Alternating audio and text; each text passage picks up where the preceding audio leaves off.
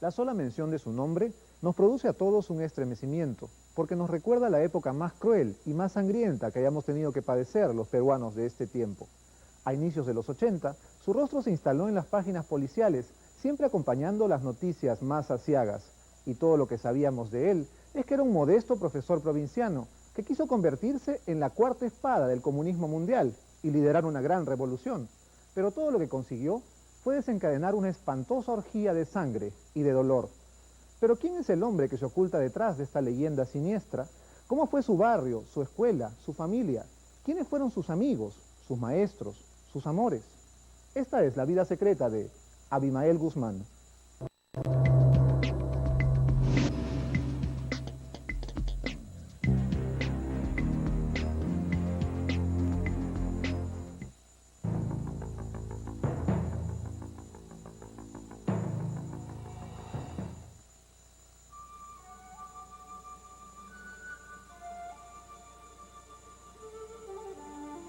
El 3 de diciembre de 1934, en una hacienda llamada El Arenal y ubicada cerca del puerto de Mollendo, nació Manuel Rubén Abimael Guzmán Reynoso. Su padre era Abimael Guzmán Silva, el encargado de pagarle los sueldos a los peones de la hacienda y un hombre dedicado en cuerpo y alma a enamorar a todas las chicas de la zona. Yo trabajaba con el papá. ¿Y qué labor hacía? ¿Qué labor hacía? Era contador de la hacienda de Benito Núñez. ¿Cuándo es que ya él forma su familia? ¿Tiene conocimiento usted de eso? No, ya yo cuando lo conocí ya él tenía su familia, ya. Él tenía varios hijos.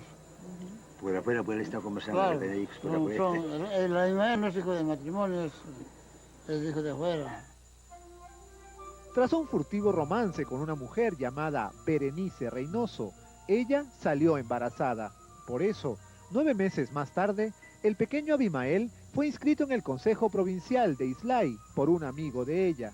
Fue después de varios días que don Guzmán Silva decidió cumplir como padre, acudir al municipio y declarar que ese niño era hijo suyo. Mi papá fue de profesión contador y se desempeñó como administrador de esta hacienda que se llama El Arenal. Él logra hacerla muy fructífera, muy productiva, a extremos que hace una pequeña industria o agroindustria, una pequeña industria porque se dedica no solamente a producir elementos de pan llevar, sino que también comienzan a transformar de la pepa el algodón aceites, hacen escobas del producto del maíz y así. Su madre murió cuando Abimael tenía solo 5 años. En total, don Guzmán Silva tuvo 7 hijos con 4 mujeres diferentes: Raúl, Filiberto, el propio Abimael y otros 4 más: Edgar, Elizabeth, Gladys y Arsenio, con doña Laura Jorquera, una ciudadana chilena que no tuvo más remedio que hacerse cargo de todos los hijos que su marido fue trayendo a lo largo de su vida. Él ha considerado como su madre, porque él se reintegra al seno de esta familia cuando él debe haber tenido más o menos unos 12 años de edad. Como quien dice, un niño. Ya permaneció allá hasta los 27 años. O sea, si se quiere, ha vivido bajo el calor, el afecto constante, desinteresado de la señora Laura. Pienso que la personalidad de Abimael, en ciertos ángulos o sesgos, también tiene que ver la conducta, el comportamiento que le ha dado la señora Laura. Al mismo tiempo, el pequeño Abimael fue enviado a Lima, más exactamente a la casa de unos tíos. Tras cursar el primero de secundaria en el Colegio Nacional 2 de Mayo en el Callao, al año siguiente volvió a Arequipa. El papá lo trajo a Arequipa el año 49 porque tenemos entendido que él estudió en el Callao, en el Colegio 2 de Mayo, el año 48. Y el papá lo trajo a Arequipa para hacerlo ingresar al Colegio La Salle.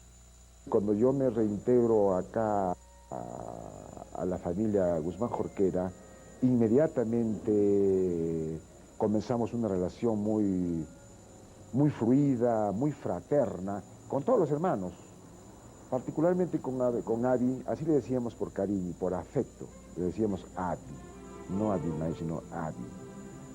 La casa era tan grande que cada uno de los componentes de esta familia casi ocupaba un ambiente. incluidas las sirvientas. Pero yo elegí vivir juntamente con Abimael. Entonces hemos compartido la misma habitación de la calle que estoy hablándole, 307 de ejercicios. Era mediados de siglo. Abi tenía 15 años de edad y estudiaba en el exclusivo, aristocrático y religioso colegio La Salle de los hermanos de las escuelas cristianas. En ese entonces, Abimael era un hombre muy introvertido, no todavía encajó con los nuevos compañeros de colegio, pero como fue pasando el tiempo, fue demostrando una gran sensibilidad de amistad.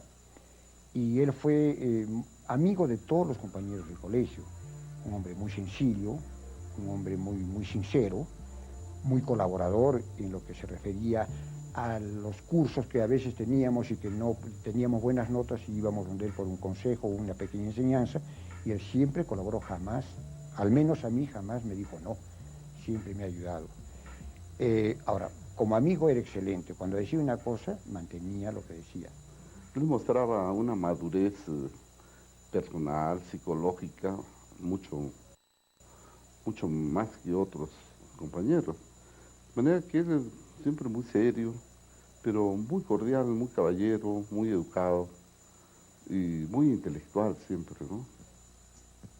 No tuvo enamorada, nunca iba a fiestas y jamás participó de las travesuras de sus compañeros. Fiestas nunca hemos asistido con Abimael, porque él era un poco retraído a ese tipo de cosas, ¿no? O sea, que yo le haya conocido alguna enamorada, nunca. En esos tiempos estábamos pues por los 15 años, 14, 15 años. Acostumbrábamos nosotros subirnos a los tranvías y para no pagar el pasaje nos subíamos por la puerta posterior y cuando venía el cobrador nos bajábamos. Y en ese plan llegábamos lo más rápido posible, sobre todo los martes, ¿no?, al cine, porque ese día se pagaba media entrada. No, yo debía pagar un cuarto, pero igual le pagábamos media entrada solo ese día. Abimael nunca hizo esas palomilladas. Esa relativa solemnidad y ponderación no impidió que el pequeño y talentoso Abi fuera rebautizado por sus compañeros de clase con cierto sentido del humor. Fidias, porque Fidias era un filósofo griego y estudioso griego, y por eso, de algún sitio, algún compañero recordó este nombre de Fidias y desde ahí se le dijo Fidias a Abimael, por su comportamiento, su forma de llevar el libro, su forma de caminar, su forma de exponer en sus clases, o sea, en sus lecciones. Porque un día llegó al colegio bajo el brazo con un ejemplar de La Guerra y la Paz. Entonces le gustaba leer así literatura, las últimas obras, digamos, esa es muy antigua obviamente, pero las últimas obras de librería que salían al mercado, siempre él estaba leyendo, comentando sobre eso. Su paso por el colegio La Salle fue descollante, y aún ahora, a pesar del paso de los años, a Fidias se le recuerda como uno de los alumnos más aplicados del plantel. Sí, formaba parte del cuadro de honor de la promoción, que era de los 5 mejores alumnos. Nada hacía presagiar que aquel alumno estudioso, inteligente y cordial se embarcaría, algunos años más tarde, en la utopía de una revolución implacable.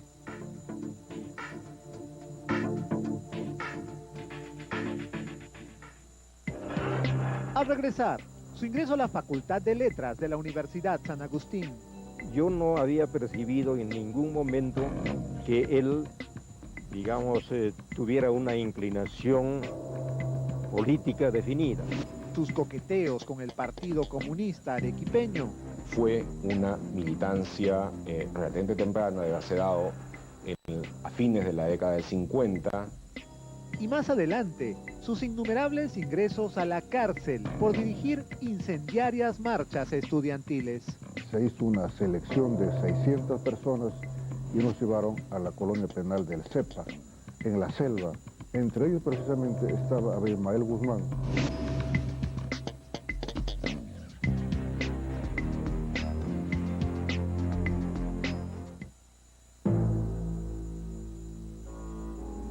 A comienzos de los 50, la Universidad Nacional San Agustín de Arequipa no solo era el principal centro de estudios del sur del país, era también un hervidero político de izquierda. Abimael tenía 19 años, estudiaba filosofía y derecho en la Facultad de Letras y le resultaba imposible mantenerse alejado de esas sinuosas tendencias políticas y filosóficas de la posguerra.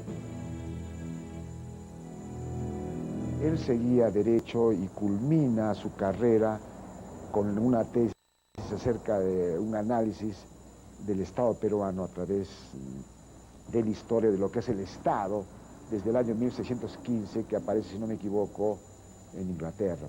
Redactó dos tesis, la de Derecho y la de Filosofía, que fue la principal, sobre, me parece, la teoría del espacio en Kant. Él intentaba demostrar la insostenibilidad de la teoría kantiana del espacio.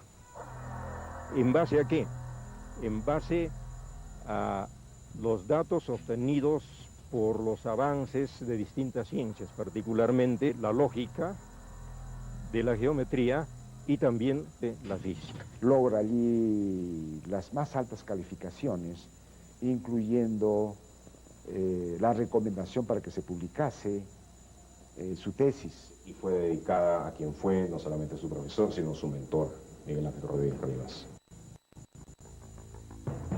La razón de esta fascinación por la filosofía estaba en la influencia que tuvo sobre él un catedrático llamado Miguel Ángel Rodríguez Rivas. Sus clases eran histriónicas, eruditas, y Abimael era su alumno estrella. Y en ese contexto él termina siendo una influencia muy importante en el desarrollo no solamente de Abimael Guzmán, sino el de toda una generación. Pero la influencia del profesor Rodríguez Rivas en favor de la filosofía no impidió que Abimael también fortaleciera sus convicciones marxistas. Todos sabemos que el año 53 murió Stalin, un gran marxista-leninista. Y fue una gran conmoción del mundo. Por entonces las personas nos íbamos formando, estudiábamos en textos de Stalin. Admiraba a Stalin. Reitero, un gran marxista-leninista. En esa conversación de 1992 con los detectives del GEIN, Guzmán también habló de las razones de su primer apelativo partidario, Álvaro. Todos sabemos que los militantes somos incorporados al partido y al ser uno adopta un nombre. Ahí adopté el nombre de Álvaro. Es una razón que le expliqué, por lo que María te había enseñado de que el marxismo de hablar en español. Esa es la razón. Yo he dicho pues, un nombre que fuera español y que no hubiera en otras lenguas. Bueno, sobre el nombre se crecen tantas imaginerías, tantas pedas de tiempo absurdas, que causa un poco de risa. Guzmán comienza desde muy joven a militar en el Partido Comunista.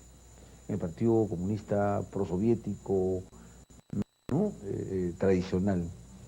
Sin embargo, vive en Arequipa, no está en la capital, en Lima. Entonces Guzmán comienza a coincidir con muchos sectores comunistas, marxistas, ¿no? en las críticas que tenían a la dirección del Partido Comunista. No olvidemos que Abimael experimenta, vivencia las azonadas que vive Arequipa en el año 1950. Recuerdo, por ejemplo, un hecho que marcó mucho mi impresión. Fue el levantamiento de Arequipa en 1950. Un levantamiento popular contra Rodríguez. Y es uno de los protagonistas, el alumnado del glorioso Colegio de Independencia Americana. Yo no me encontraba acá. Él sí, inclusive de Arequipa, logra hacer correr al que fungía de ministro del Interior, de nombre Esparza Sañar. Entonces, cuando los alumnos del Colegio Independencia estamos en el local, cercados por la policía que no dejaba salir ni entrar a nadie a ese local, Entonces los estudiantes universitarios deciden ir a apoyar pues a los jóvenes. ¿Entre ellos se encontraba Guzmán? Entre ellos estamos, claro. Costó bastante sangre. Partió a raíz de una lucha, una huelga de los estudiantes secundarios de la independencia. Todo eso y otras cosas me iban marcando. Y él también experimenta la otra sonada más pequeña, más corta del año 1956. ¿Cuál fue? Entiendo yo que estos dos momentos históricos arequipeños han logrado identificar, formar, fortalecer de repente sus ideas ya pre-revolucionarias, ¿no? Para entonces, Abimael ya se había ganado el respeto de sus compañeros y catedráticos. No resulta sorprendente. Abimael era un estudiante muy destacado y un hombre brillante. Leía muchísimo, sobre todo a Dostoyevsky, Neruda y Vallejo. Le gustaba leer echado a la cama y escuchar música. Él era aficionado a la música clásica y me parece que el genio musical al que él admiraba mucho era Ludwig van Beethoven. Particularmente se emocionaba mucho cuando escuchaba la novena sinfonía. Abimael Guzmán era un hombre que le gustaba llevar una vida un poco en solitario, ¿ya? No era el tipo de persona que podíamos llamar muy sociable. Yo lo había observado muchas veces que de la facultad hasta su casa, que era un poco más de 1,5 kilómetros en la calle de los Ejercicios, él iba solito, ¿no? Ensimismado, imagino pensando en sus cuestiones filosóficas, en sus estudios. No era de muchas palabras, digamos. Era un hombre hablador, no diré que tenía un gran sentido del humor, pero tampoco era, digamos, una persona hosca. Eso sí, tenía intereses en otros campos. Yo he sabido, la música, el cine, eran cosas que le gustaba. Y también solía encontrarse en grupos que hacían tertulia en algunos cafés de la ciudad. Su carrera pedagógica también comenzó en Arequipa, en 1959, mientras Fidel Castro y el Che triunfaban en Cuba al frente de la revolución. Abimael comenzó a dictar algunos cursos y encabezó otros proyectos educativos. Ese cachuelo sería la clave de su futuro.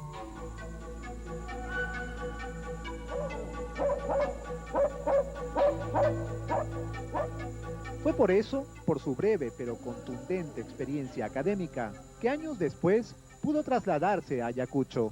Debido a la pobreza, el atraso y el aislamiento, esa zona del país se había convertido en el escenario ideal para emprender su desvariado proyecto político.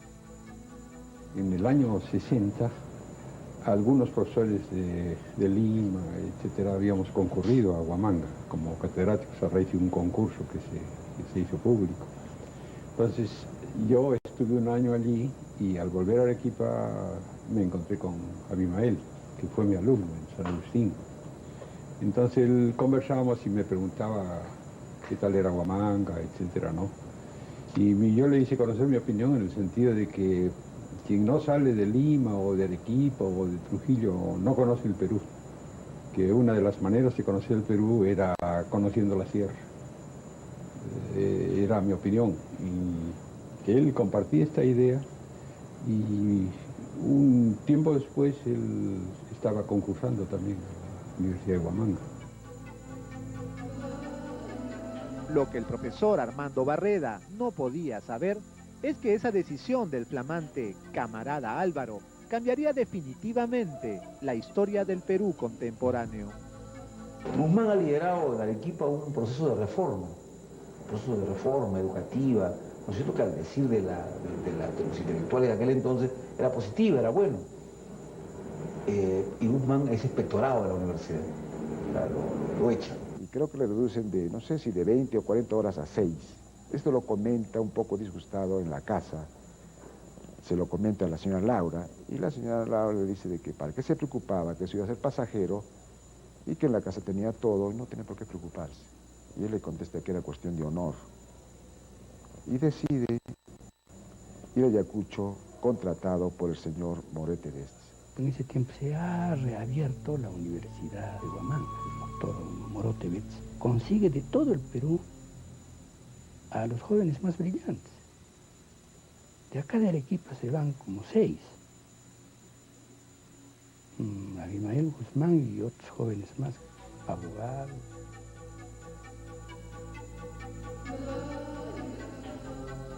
A comienzos de los 60, la ciudad de Ayacucho era rica en recursos agrícolas, paisajes silvestres y campesinos impetuosos. A la vez, era una de las zonas más devastadas por la miseria. Hasta allí llegó Abimael Guzmán, el nuevo profesor de filosofía de la Universidad de Huamanga. Justamente va a alojarse a la casa de un señor de apellido de la Torre, o La Torre. Persona esta que también había sufrido, si no me equivoco, prisión por comunista. Allí justamente conoce también a la que después es su esposa, o sea, me refiero a Augusta La Torre Carrasco. Es cierto que lo que más excitó a ese Abimael recién llegado de Arequipa no solo fue la gran concentración política que había entonces en Huamanga. Esta joven mujer le impresionó mucho más todavía. Yo pienso que el doctor Guzmán la conoce a ella en la universidad, pero de repente mayor vinculación tienen cuando él es amigo, se hace amigo de los papás de Augusta, del señor La Torre.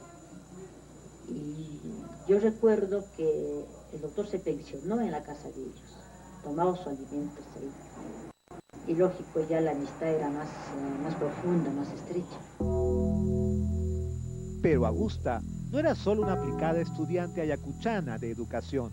Era guapa, inteligente y tenía agudos pensamientos políticos e intransigentes ideales revolucionarios. El doctor le llevaría por lo menos mínimo con unos 18 años. Muy bonita, de ojos lindos, como toda chiquilla, un poco desalineada en su vestimenta, ¿no? A ella no le importaba ponerse cualquier color de falda y cualquier color de blusa, ¿no? No buscaba eso que le dé esto con el otro. Bastante descuidadita, pero como amiga muy buena. Más que nada abierta, sencilla, franca. En 1964, Abimael, o Álvaro, como ya se le conocía en el Partido Comunista, se casó con esa mujer que, con los años, asumiría la identidad de la camarada Nora, la legendaria número 2 de Sendero Luminoso, y quien tendría un trágico y oscuro final. Sí, ahí está bien.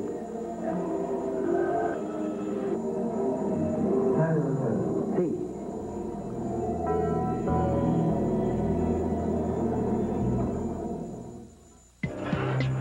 Al regresar, sus primeras luchas sindicales en Huamanga. En el caso de Guzmán, él rindió un culto exagerado al problema de la violencia.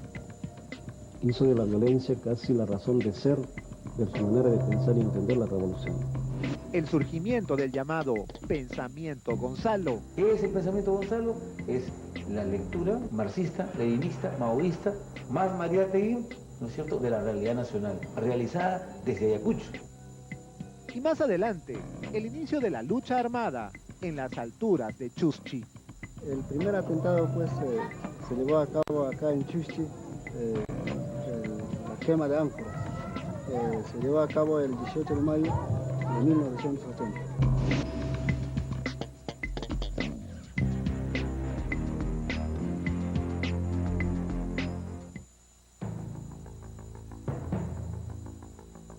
Era mediados de los 60 y las diferencias ideológicas en la Universidad de Huamanga eran absolutamente irreconciliables entre dos bandos comunistas. Una era la camarilla prosoviética, que secundaba la teoría de una revolución pacifista, y la otra, la facción pro-Mao, que apuntalaba la necesidad de desplegar la lucha armada. En esta última, la más beligerante, y que estaba encabezada por Saturnino Paredes bajo el nombre de Partido Comunista del Perú, Bandera Roja, fue donde Abimael Guzmán se sentía como pez en el agua. Nosotros venimos de un tronco común, que es el partido fundado por Mariate en 1928. Este partido, por circunstancias excepcionales, sufrió una división en 1963. Y los comunistas peruanos se dividen entonces en dos partidos. Una corriente dirigida por Jorge El Prado. El Partido Comunista, digamos que seguía la línea ortodoxa soviética. Y la otra por Saturnino Paredes. Que asume las posiciones del partido chino, en ese momento asume el nombre de Partido Comunista del Perú. Y era imposible estar todos juntos en un partido. En el viejo partido que comandaba El Prado. Propuse, entre otras cosas, por ejemplo, que tenía que tomarse un acuerdo de crear la Fuerza Armada, desarrollarla como cuestión y tarea principal. Y otra, que la extranjería del partido era necesarísima.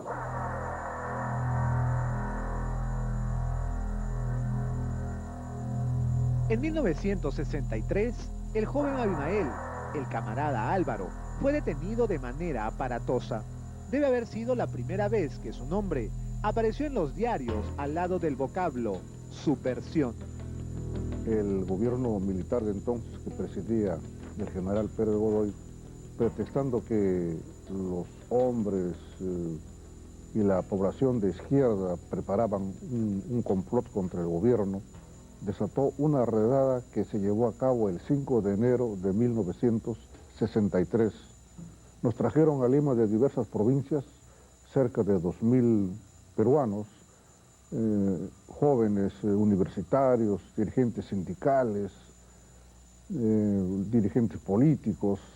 Nos reunieron en varios cuarteles aquí en Lima y de los 2.000 presos que resultamos en aquella fecha, se hizo una selección de 600 personas y nos llevaron a la colonia penal del CEPA, en la selva. Entre ellos precisamente estaba Abimael Guzmán. No nos fijamos mucho en Abimael Guzmán porque prácticamente no había tenido ningún protagonismo. No llegaba al CEPA por un alzamiento, por un mitin, por una huelga en Arequipa o donde él hubiese estado. Fue un preso más. Para entonces, Abimael Guzmán ya tenía varias identidades. Le decían Álvaro en el Partido Comunista y Champú en la universidad, porque en sus clases literalmente les lavaba la cabeza a los alumnos del curso de filosofía. Al fin y al cabo, se imponía a rajatabla contra la opinión general de la inmensa mayoría. La juventud es rebelde. Si los jóvenes son rebeldes, no serían jóvenes, creo.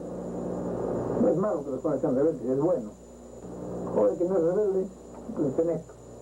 Está anciano. Están pateando el alma. Tiene que ser brioso, enérgico, fuerte. Pero es futuro, pues. ¿Qué dices, Rita? He sido partícipe directo. Ni sé que las palabras, al fin y al cabo, por mucha razón que se tenga, quedan aplastadas simplemente. Al mismo tiempo, Álvaro formó una combativa alianza con la facción pro-china Bandera Roja de Saturnino Paredes y empezó a entretejer alianzas estratégicas con otras agrupaciones políticas ayacuchanas.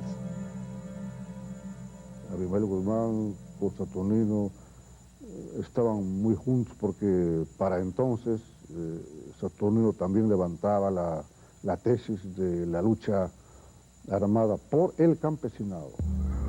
Abimael viajó a la China en 1965.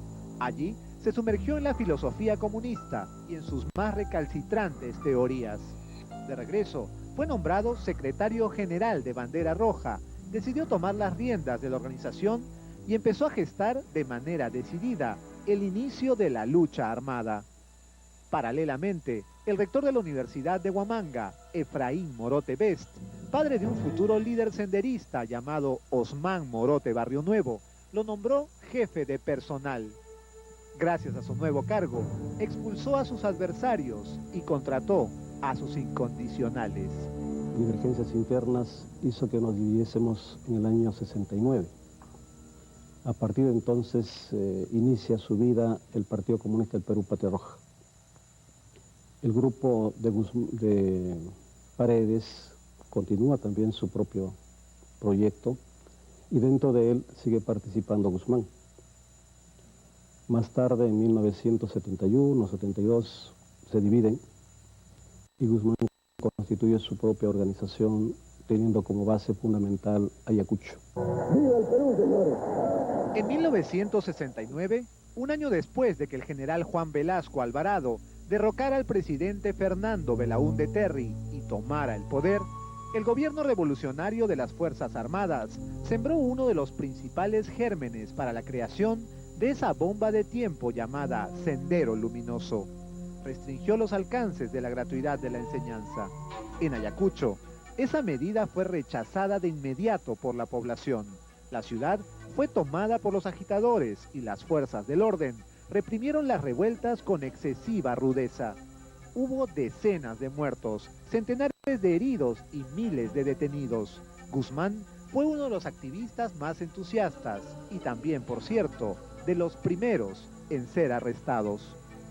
Abimael había sido capturado a partir del 69 en 2 ocasiones, relacionadas entre sí, ambas a las protestas que hubo en Ayacucho, aquel paro grande, seguido de los desórdenes que hubo tanto en Ayacucho como en Huanta, con las muertes de estudiantes que se produjeron. En fin, él fue entonces capturado primero en 69 y luego en una segunda ocasión como consecuencia de la primera en 1970.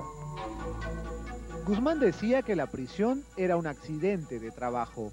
El camarada Álvaro tuvo varios percances de esa naturaleza, pero ninguno le dejó heridas de consideración. Todo lo contrario, incluso en alguno de ellos compartió la celda con un posterior candidato presidencial, Alfonso Barrantes Lingán, Frejolito. En algunos diarios de la época se consignan sus ingresos a la cárcel. Uno de ellos es del 23 de junio de 1969. Se mencionaba la violencia de los estudiantes de la Universidad San Cristóbal de Huamanga y además se decía que una de las mujeres arrestadas respondía al nombre de Augusta Latorre de Guzmán. Él y sus seguidores parece que creyeron equivocadamente de que la universidad podía ser una instancia desde donde preparar la revolución que querían hacer en el Perú. Y al pensar de esa manera, naturalmente estaban desnaturalizando totalmente el papel de la institución universitaria. Por todo esto, la principal preocupación de Abimael Guzmán era la política. Incluso a uno de sus mejores amigos le dijo más de una vez que lo único que le interesaba en la vida era producir una revolución en el Perú. Y sus más cercanos adeptos imaginaban que Guzmán hablaba en serio y que iba a intentar convertir su afiebrado sueño en realidad. Hay una segunda decisión, si recuerdo bien, en 67, de donde sale Patria Roja. Guzmán permanece con bandera roja, es decir, con el primer grupo, aunque ya es una minoría, y con Saturnino Paredes. Y cuando se separa de esta facción política, creyeron de que él se quedaba solo, porque Saturnino se queda con el partido. Y se cinde de él en 1970, que es cuando Sendero Luminoso se forma. Y él organiza Sendero Luminoso a partir de los que le siguieron a él, un grupo muy pequeño, muy reducido, y Sendero Luminoso comienza a crecer por obra y gracia de Abimael Guzmán. Sendero intenta llevar a cabo en el Perú una insurrección inspirada en el modelo maoísta.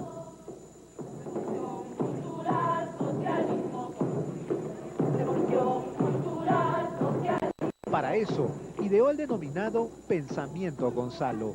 Él creía ser la cuarta espada del comunismo y el único que podía llevar adelante la anhelada revolución mundial. Por eso, decidió renunciar para siempre al nombre de Álvaro y adoptar su nueva identidad, la del presidente Gonzalo.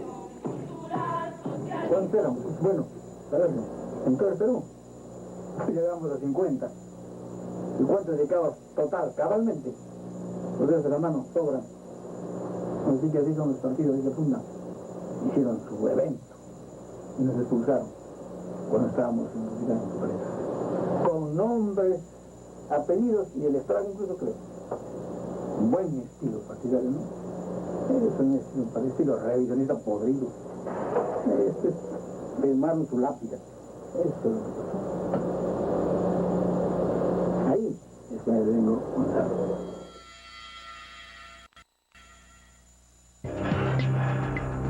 Al regresar, el inicio de la lucha armada. Llegaron y empezaron a perseguir a todos los pobladores de este distrito.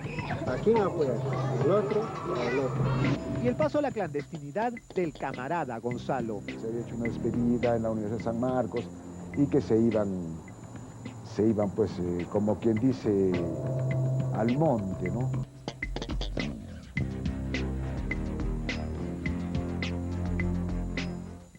Abimael Guzmán es un hombre inteligente, es capaz, conoce la realidad de las grandes revoluciones, tanto la cubana como las revoluciones que se han dado en el mundo, hay muchos, la de Haití, la de Nicaragua, la revolución rusa, la revolución china, y él se autonombra el fundador y dueño de la Cuarta Espada. Yo soy la Cuarta Espada del movimiento revolucionario comunista del mundo. Cuando ya empieza a desarrollarse la mitología y entonces empiezan a surgir canciones y lemas y todo aquello, pues sí, se empieza a hablar de las tres espadas fundamentales del marxismo, Marx, Lenin, Mao, y la cuarta espada que empieza a ser Guzmán.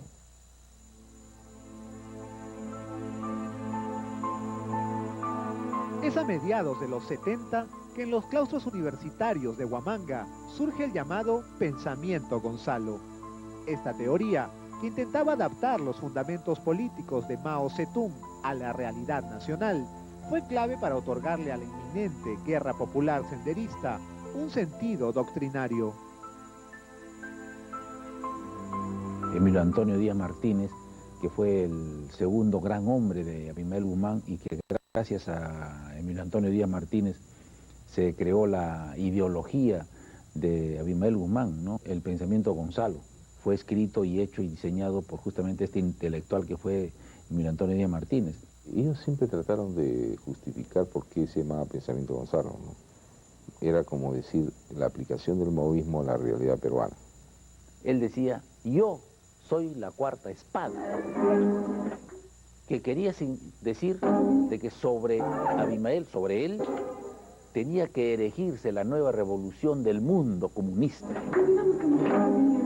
Era el resucitador del comunismo que estaba en declive. Y sobre él tenía que enarbolarse la bandera, la hoz y el martillo, que era la bandera del pueblo. Mientras esto ocurría, la policía ya lo tenía en la mira, pero en 1976 no lo arrestaron en recónditas provincias o poblados alejados como había ocurrido en el pasado. Esa vez fue detenido en la misma capital de la República. Él fue capturado por la policía en 1976 y como no lo llegaron a reconocerlo, lo soltaron creo en 3 o 4 o 5 horas. Aquella captura no fue ni la primera, ni sería la última. En 1979 fue arrestado nuevamente, esta vez por efectivos de seguridad del Estado, que una vez más no lo detuvieron por mucho tiempo. Hay un grupo de seguridad del Estado que debía capturar a Ricardo Letts y que de paso va por Jesús María, llega a Pershing, captura a Guzmán, lo llevan a seguridad del Estado. En seguridad del Estado, un suboficial es quien lleva a cabo el interrogatorio. Y hasta donde tengo entendido, un tiempo bastante corto. Un tiempo bastante corto. Estamos hablando de un día. Cruzó la verja de la prefectura, lo estaban esperando ahí, se perdió entre los carros y no lo volvieron a ver más hasta 1992.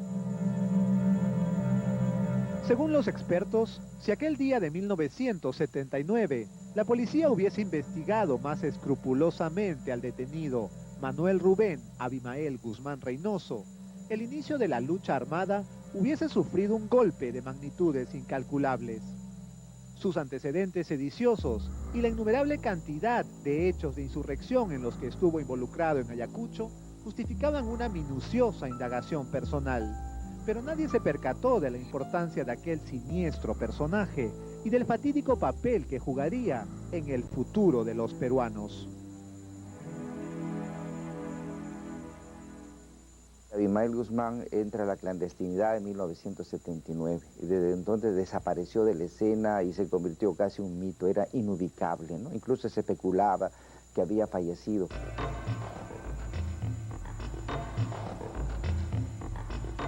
Él se nombra presidente de la República Popular del Perú. ¿Quién? El presidente Gonzalo. Y desde entonces se le conoce como el presidente Gonzalo. Y entonces su presencia va adquiriendo una característica que ya no es en nada la de un ser de carne y hueso, aunque tuviera un cociente intelectual mayor, sino la de una persona que empieza a tener connotaciones virtualmente divinas en el imaginario senderista. Nunca hemos tratado de ubicarlo porque Abimael pues pasa a la clandestinidad, si no me equivoco, no sé, creo que mucho antes del 80. Entonces nunca hubo contacto, tampoco intención de comunicarnos con él, porque yo entiendo que Abimael en todo momento se ha preocupado por mantenerse aislado de la familia, de repente para no complicarlos, vernos en problemas de repente. En las universidades limeñas se hablaba del surgimiento de la guerra popular. En algunos caminos de la sierra se veía constantemente a campesinos armados y la policía ya tenía informes de inteligencia que reportaban agitación y propaganda comunista en ciertos poblados. Se trataba del ILA, el inicio de la lucha armada, dirigido desde la clandestinidad por Abimael. El inicio de la lucha armada no se da el 18 de mayo, se da el 18 de abril, un mes antes, en donde realmente se gradúan en una graduación formal donde le entrega el diploma a los 18 militantes que inician la lucha armada. Entre ellos está Eleni Parraguirre, entre ellos está Morote, está Emilio Antonio Díaz Martínez, Mesich y Feliciano. Escuchaba, ¿no? La lucha armada, que vamos a hacer cambios, que la estructura del gobierno está mal, por lo tanto tenemos que luchar. De ahí empezó pues la violencia. Llegaron jóvenes ¿no? De otros lugares, ¿no? Bien armados, encapuchados, ingresaron a nuestro pueblo, quienes pues empezaron a concientizar a toda la población. Poco a poco acá la gente fueron pues dominados, como se dice, ¿no? por aquellos muchachos, aquellos jóvenes que llegaron, ¿no? Algo desconocidos. Entonces, de allí ya la gente, bien concientizados, ya empezaron a participar. Fue exactamente el 17 de mayo de 1980 que Sendero Luminoso le declaró la guerra al Perú. Fue un día antes de las elecciones generales que devolverían a Fernando Belaúnde a la presidencia de la República tras 12 años de dictadura militar. La noche previa a los comicios, un grupo de senderistas encapuchados quemó ánforas y destruyó material electoral en Chuschi, un lejano poblado ubicado en la Sierra Yacuchana. Así empezaba una de las etapas más oscuras y devastadoras de nuestra historia. Así como en la China hay una China popular, aquí es la China continental, y que se llama la República Popular China, él quiso llamar la República Popular del Perú.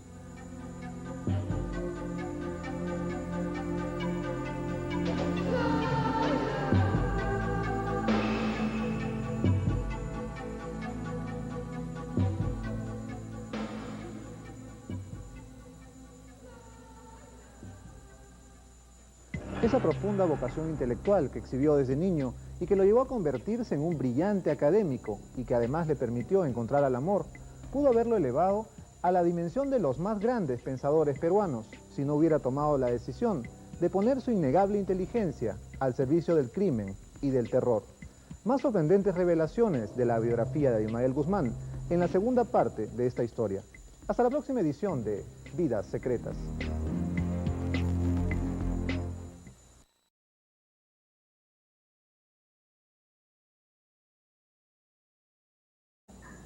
como quien dice, un niño. Ya permaneció allá hasta los 27 años. No sé si se quiere, ha vivido bajo el calor, el afecto constante, desinteresado de la señora Laura. Pienso que la personalidad de Abimael, en ciertos ángulos o sesgos, también tiene que ver la conducta, el comportamiento que le ha dado la señora Laura. Al mismo tiempo, el pequeño Abimael fue enviado a Lima, más exactamente a la casa de unos tíos. Tras cursar el primero de secundaria en el Colegio Nacional 2 de Mayo en el Callao, al año siguiente volvió a Arequipa. El papá lo trajo a Arequipa el año 49 porque tenemos entendido que él estudió en el Callao, en el Colegio 2 de Mayo, el año 48. Y el papá lo trajo a Arequipa para hacerlo ingresar al Colegio La Salle. Cuando yo me reintegro acá a la familia Guzmán Jorquera, inmediatamente comenzamos una relación muy fluida, muy fraterna, con todos los hermanos, particularmente con Abi, así le decíamos por cariño, por afecto, le decíamos Abi, no Abimael, sino Abi. La casa era tan grande que cada uno de los componentes de esta familia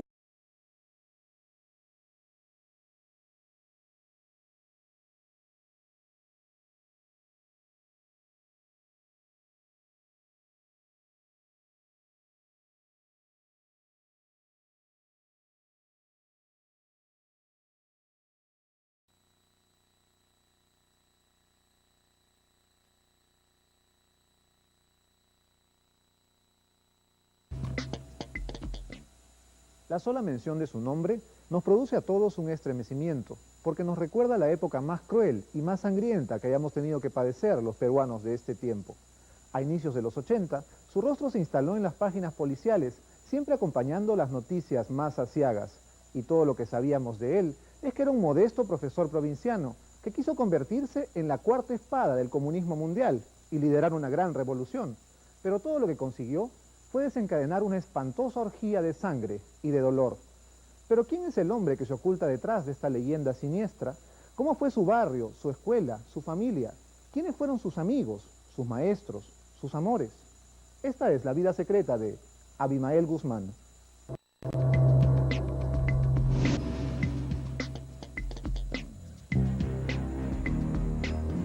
Ya casi ocupaba un ambiente, incluidos los sirvientes. Pero yo elegí vivir juntamente con Abimael. Entonces hemos compartido la misma habitación de la calle que estoy hablándole, 307 de ejercicios. Era mediados de siglo. Abi tenía 15 años de edad y estudiaba en el exclusivo, aristocrático y religioso Colegio La Salle de los Hermanos de las Escuelas Cristianas. En ese entonces, Abimael era un hombre muy introvertido, no todavía encajó con los nuevos compañeros de colegio, pero como fue pasando el tiempo, fue demostrando una gran sensibilidad de amistad. Y él fue amigo de todos los compañeros del colegio, un hombre muy sencillo, un hombre muy sincero, muy colaborador en lo que se refería a los cursos que a veces teníamos y que no teníamos buenas notas y íbamos donde él por un consejo o una pequeña enseñanza, y él siempre colaboró, jamás, al menos a mí jamás me dijo no, siempre me ha ayudado. Ahora, como amigo era excelente, cuando decía una cosa, mantenía lo que decía. Él mostraba una madurez personal, psicológica, mucho.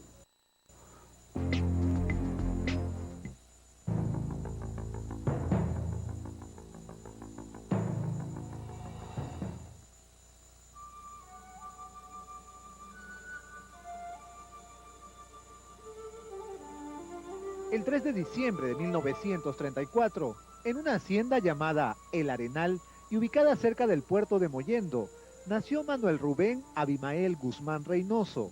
Su padre era Abimael Guzmán Silva, el encargado de pagarle los sueldos a los peones de la hacienda y un hombre dedicado en cuerpo y alma a enamorar a todas las chicas de la zona. Yo he trabajado con el papá. ¿Y qué labor hacía? ¿Qué labor hacía? Era contador de la hacienda Benito Núñez. ¿Cuándo es que ya él forma su familia? ¿Tiene conocimiento usted de eso? No, ya yo cuando lo conocí ya él tenía su familia, ya. Él tenía varios hijos. Por afuera, pues él está conversando Claro, con Benedicto, por no, afuera. la imagen no es hijo de matrimonio, es hijo de afuera. Tras un furtivo romance con una mujer llamada Berenice Reynoso, ella salió embarazada. Por eso, 9 meses más tarde, el pequeño Abimael fue inscrito en el Consejo Provincial de Islay por un amigo de ella. Fue después de varios días que don Guzmán Silva decidió cumplir como padre, acudir al municipio y declarar que ese niño era hijo suyo. Mi papá fue de profesión contador y se desempeñó como administrador de esta hacienda que se llama El Arenal. Él logra hacerla muy fructífera, muy productiva, a extremos que hace una pequeña industria o agroindustria, una pequeña industria porque se dedica no solamente a producir elementos de pan llevar, sino que también comienzan a transformar de la pepa el algodón aceites, hacen escobas del producto del maíz y así. Su madre murió cuando Abimael tenía solo 5 años. En total, don Guzmán Silva tuvo 7 hijos con 4 mujeres diferentes: Raúl, Filiberto, el propio Abimael y otros 4 más: Edgar, Elizabeth, Gladys y Arsenio, con doña Laura Jorquera, una ciudadana chilena que no tuvo más remedio que hacerse cargo de todos los hijos que su marido fue trayendo a lo largo de su vida. Él ha considerado como su madre, porque él se reintegra al seno de esta familia cuando él debe haber tenido más o menos unos 12 años de edad.